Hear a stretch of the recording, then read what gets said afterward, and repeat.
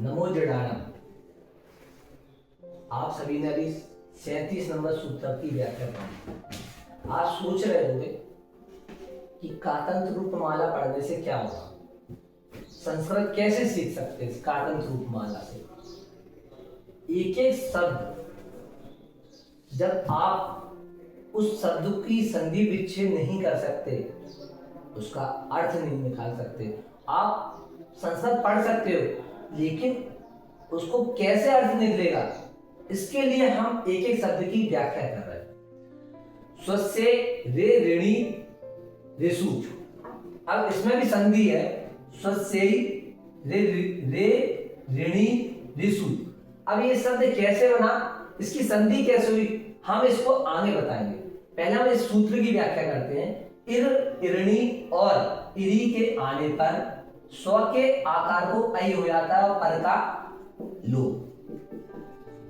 तो अपने सामने एक शब्द आया स्वधन इरम।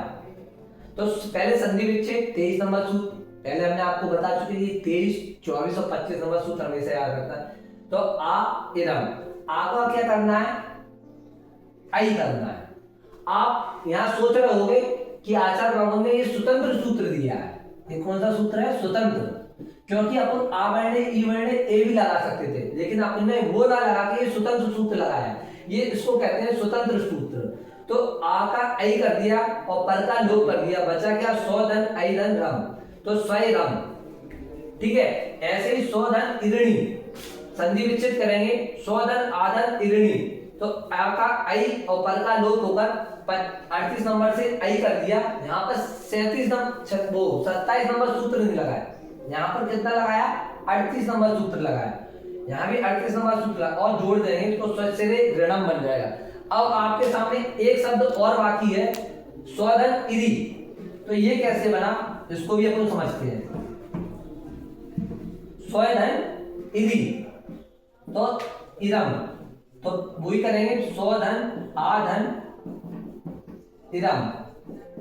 सबसे पहले संधि विच्छेद, आ का ऐ और इरम, ये हो गया 38 नंबर सूत्र से।